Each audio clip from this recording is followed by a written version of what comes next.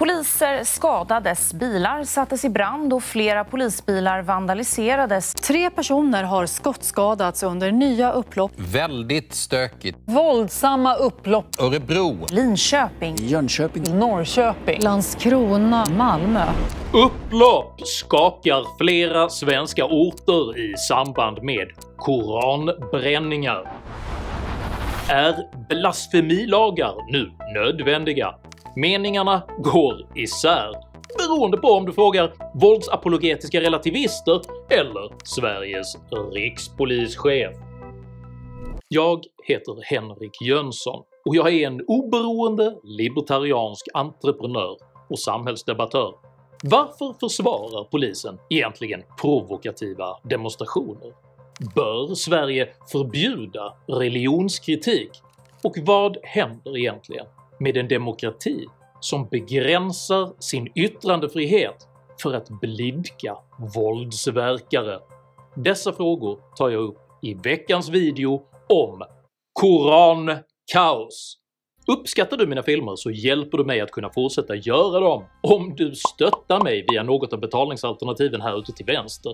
Det är endast tack vare ert generösa stöd som jag kan fortsätta att producera aktuella nya videokrönikor varenda vecka, så ett stort tack till alla de av er som bidrar. Är du ny här på kanalen så kan du dessutom med fördel prenumerera här nedanför. Se även till att klicka på den där provokativa klockikonen, men skriv framför allt upp dig på mitt kostnadsfria veckobrev som finns länkat i videons beskrivning, så missar du garanterat aldrig när jag släpper nya filmer, vilket jag gör till demokratins försvar varenda lördagsmorgon klockan 08:00 svensk tid. Idag pratar jag om Koranen, konflikter och kaos. Häng med!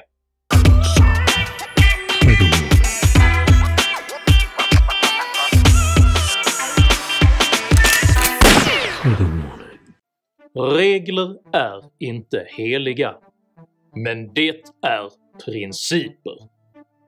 Med dessa ord inskärpte den amerikanske presidenten Franklin D. Roosevelt 1935 vikten av att skilja på sakfrågor och på demokratins grundläggande ideal. De religiöst motiverade upplopp som under flera dagar skakat Sverige sätter fingret på just denna spänning mellan regler och principer. Konflikten har 3 huvudparter.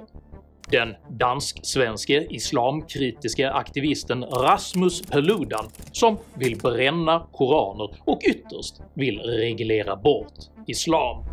Islam ska vara förbjudet i Danmark, menar hans parti Stram kurs. Partiet menar att det överstämmer med grundlagen att införa detta förbud med hänvisning till grundlagens paragraf 67 om religion. Den andra parten är muslimska grupperingar som inte tolererar att deras övertygelser kränks och därför vill reglera bort kritik av islam.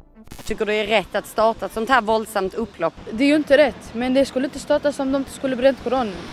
Den tredje parten är det svenska rättssamhället som genom polis och domstolar försvarar den demokratiska yttrandefriheten, men som nu även undersöker möjligheten att förbjuda jobbiga provokationer.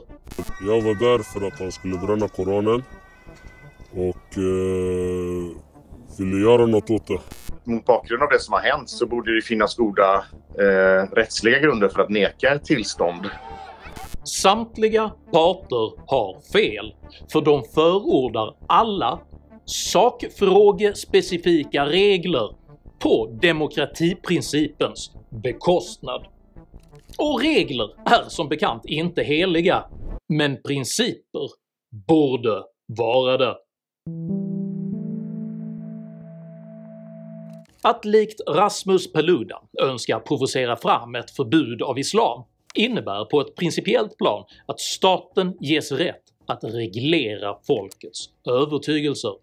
Det kan låta utmärkt så länge det är övertygelser som du själv ogillar som förbjuds, men all makt staten får kommer förr eller senare även att tillfalla människor som du inte håller med alls. Om statsmakten ges rätten att förbjuda vissa övertygelser är det exempelvis ingenting som hindrar en framtida regering ledd av Greta Thunberg från att olagligförklara klimatförnekelse, eller för en icke-binär woke-regering att olagligförklara övertygelsen att det finns 2 biologiska kön. På ett principiellt plan är det nämligen ingen skillnad. Har staten rätt att förbjuda en övertygelse har den rätt att förbjuda alla övertygelser. Upprorsmakarna menar å sin sida att kränkningar av islam måste förbjudas eftersom dessa utgör en oacceptabel kränkning som villkorslöst resulterar i brutalt våld. Men här i Sverige finns ju yttrandefrihet och även om man inte tycker att man ska få bränna Koranen så får man ju det. Om man bor här så är det så här lagen ser ut. Då får ju killen ta konsekvenser också om det händer något. Och folk vill inte låta honom bränna Koranen där. Så det är klart folk plockar upp någon sten, någon tegelsten eller någonting och börjar kasta. Och enligt uppgifter i flera medier just nu så har polisbilar satts i brand och demonstranter ska också ha tagit en polisbil som de kör runt med. Man struntade fullständigt i om man skadade poliser svårt eller till och med de kunde döda. Jag kan bara konstatera att vi möttes av en oerhört aggressivitet utav de personerna som var på platsen. En aggressivitet som vi inte har sett på många år. Det var en övermäktig uppgift. De slutade aldrig. Det tog aldrig slut. Och hade någon kollega fastnat eller ramlat där någonstans så jag är helt säker på att den hade blivit stenad till döds.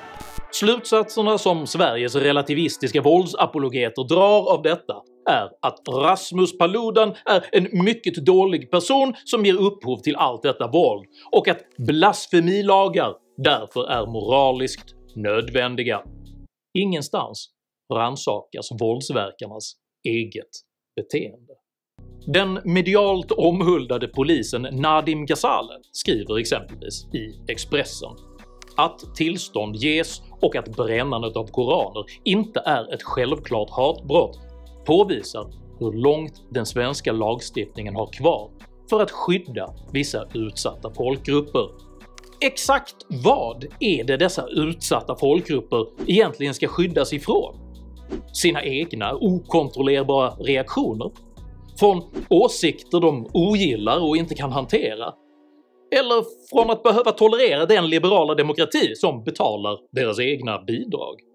Mikael Yüksel, partiledaren för det islamistiska partiet Nyans, besvarar frågan genom sin JO-anmälan för att polismyndigheten fortsatt envisas med att bevilja den danska högerextremisten Paludan tillstånd att bedriva hets mot muslimer. Vi vill se till att muslimer får minoritetsställning i grundlagen och islamofobin får egen brottsrubricering för att förtydliga att brott, hat och mot muslimer är ett brott. Dessa identitetspolitiska strömningar avser alltså att skydda muslimers trossystem från oönskad kritik. Men en religion är inte en folkgrupp och en bok är ingen juridisk person. För att råda bot på detta uppfattade missförhållande upprättade aktivistskribenten Attila Yoldas en offentlig namninsamling för brottsrubricering av koranbränning. Och på samma linje krävde Vänsterpartiets skälvande känsloknippe Linda Snecker utan att blinka yttrandefrihetsinskränkningar. Det brinner i mitt Norrköping. Det här är vad rasister som Paludan vill ha. Splittring, oro och ilska. Han borde aldrig ha fått tillstånd till demonstrationer. Den före detta covid-influencern Emma Frans ansåg sig samtidigt ha identifierat ett kausalt och närmast deterministiskt samband mellan provokationer och våldsamma upplopp. Aftonbladets La Gauche Caviar filosoferade vidare om upplopp kan ha ersatt strejken som underklassens främsta sätt att uttrycka missnöje och frågade retoriskt sin socialdemokratiska navel: vem lyssnar på upploppen idag? och tar den öppning de erbjuder för att ställa konstruktiva förslag, satsningar och stärka de orter där vreden kokat över. Ryggmärgsopionistan Alexandra Pascalidou brainstormade avslutningsvis retoriskt. Skulle random antisemit få tillstånd att bränna Davidsstjärnor utanför synagogan? Skulle islamister få tillstånd att bränna svenska flaggor? Det korta svaret är ja, det får de, Alexandra. För provokationer är inte förbjudna. Än.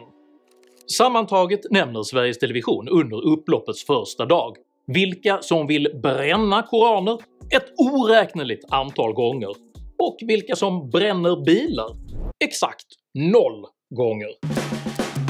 Våldsamheterna bröt ut i samband med att det danska högerextrema partiet Stram Kurs skulle ha en sammankomst. Arrangerad av det högerextrema danska partiet Stram Kurs. Högerextrema partiet Stram Kurs. Stram Kurs. Partiet Stram Kurs. Högerextremisten Rasmus Paludan. Högerextremisten Rasmus Paludan. Högerextremisten Rasmus Paludan. Högerextremisten Rasmus Paludan. Den här danska politikern skulle komma hit klockan 3 idag och bränna Koranen, hade han sagt.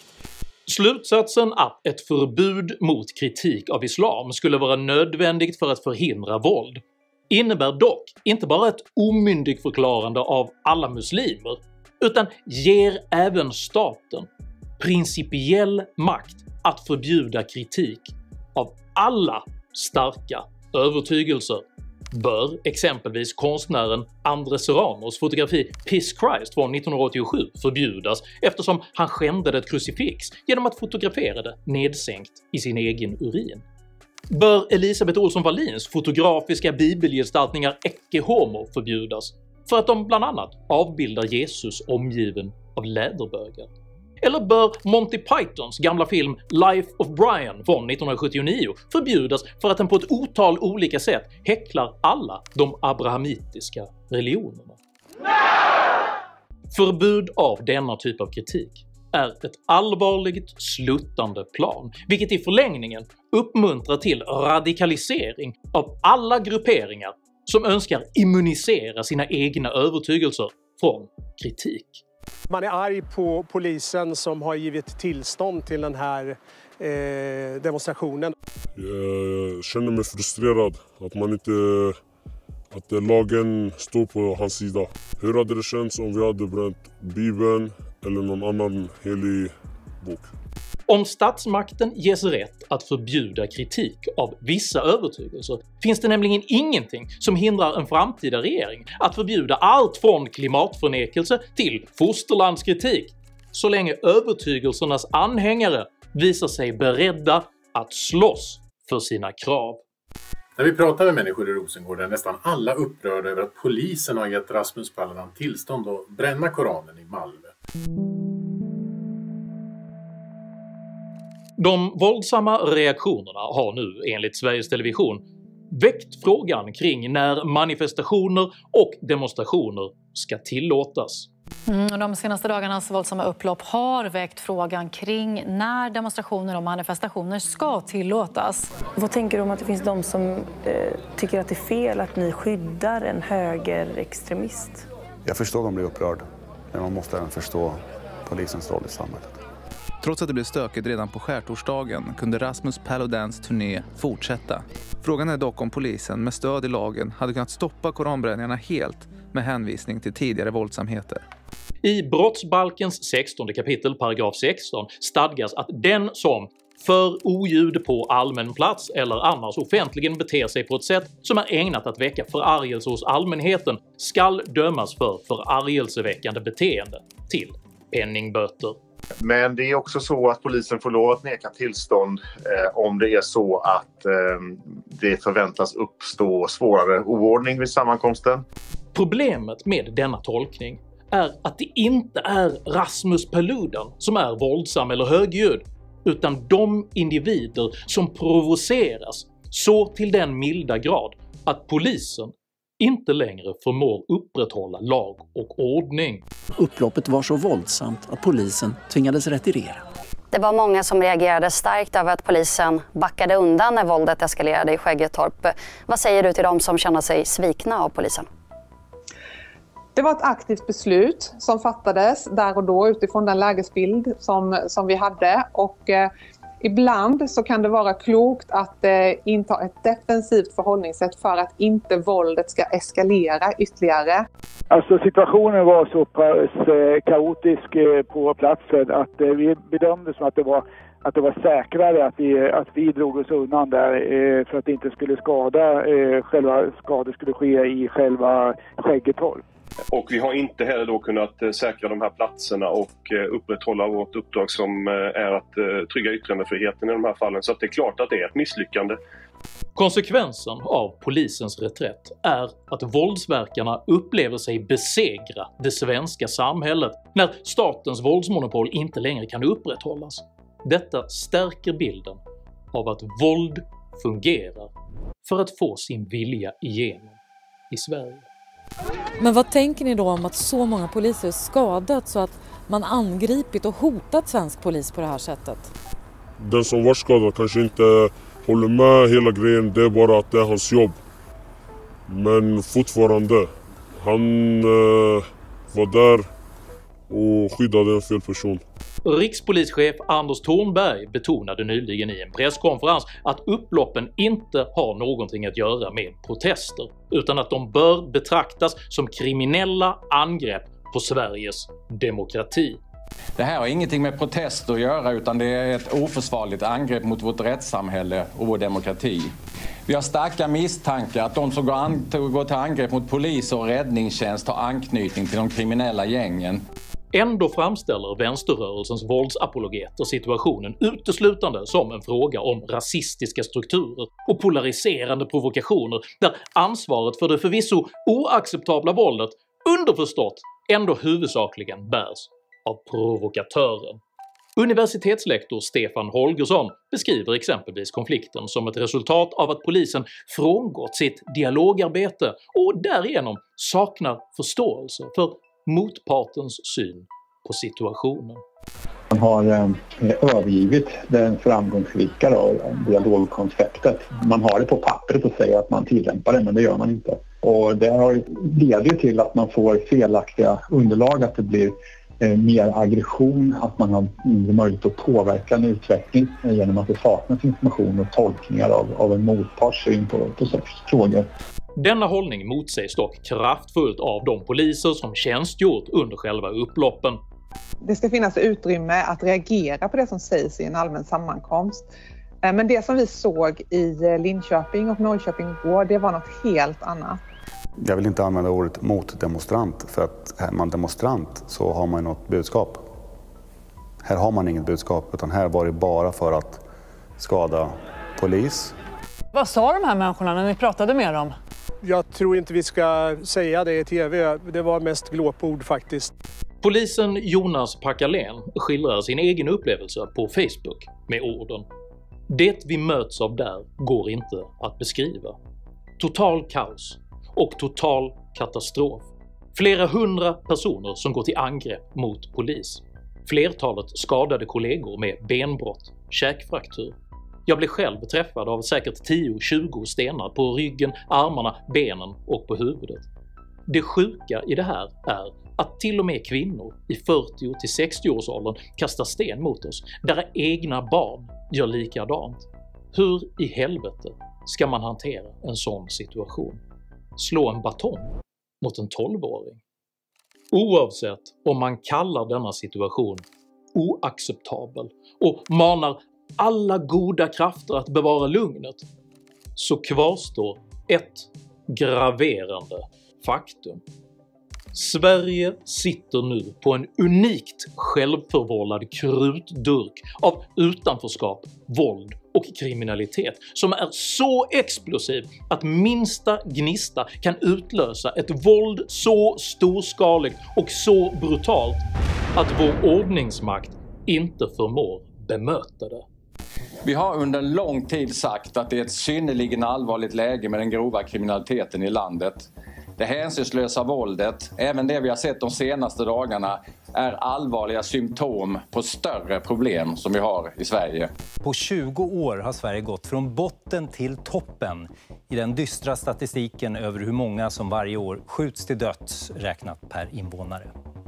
Samtidigt som dödligt skjutvapenvåld minskat i övriga Europa så har utvecklingen i Sverige gått i motsatt riktning. Här har det istället ökat kraftigt. Antalet anmälda brott mot vapenlagen har ökat flera år i rad och förra året nåddes nya rekordnivåer. Och de många dödsskjutningarna har fortsatt under årets första månader. Så som kriminaliteten är nu så finns det ingen quick fix, utan det kommer att ta 10 års hårt arbete från hela samhället om vi ska få ordning på det här. 10 år? 10 år, minst 10 år.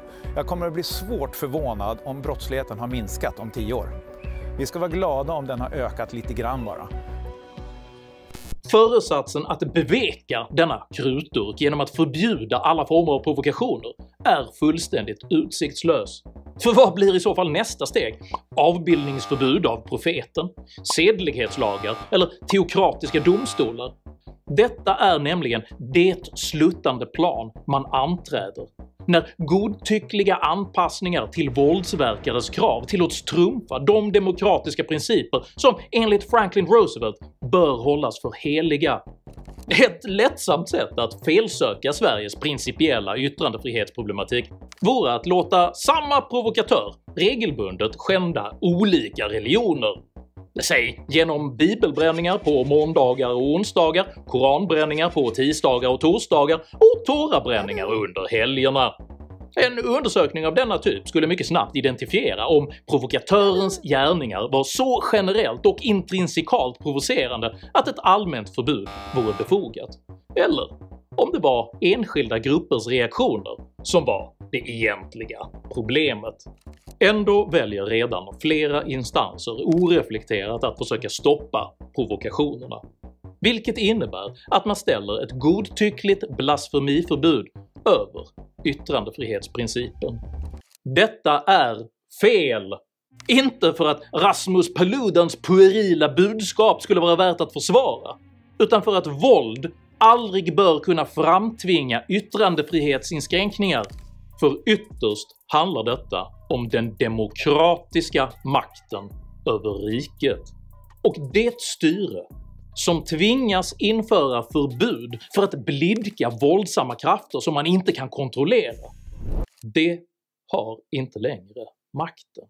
Den demokratiska civilisationen vilar nämligen på individuell frihet under ansvar, där medborgare har rätt att yttra sig fritt, men också måste tolerera att andra säger saker som man själv ogillar.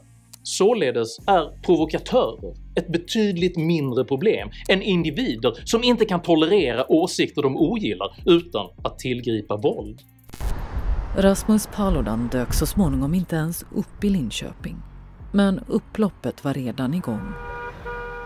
Och polisen attackerades av en stenkastande mobb.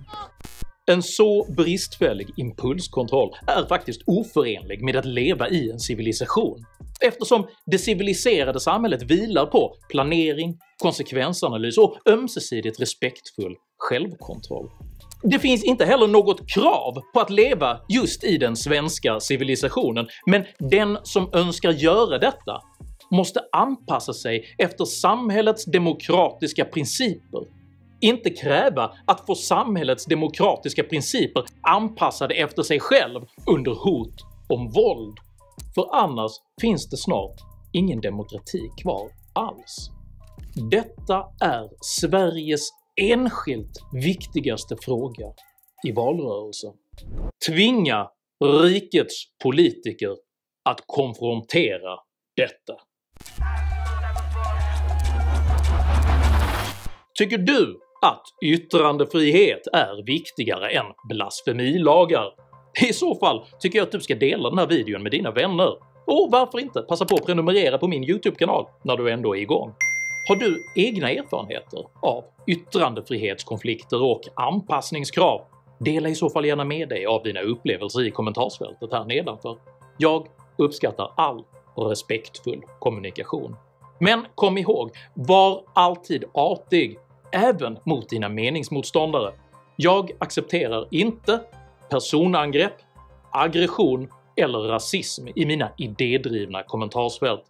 Tack för att du som kommenterar respekterar detta.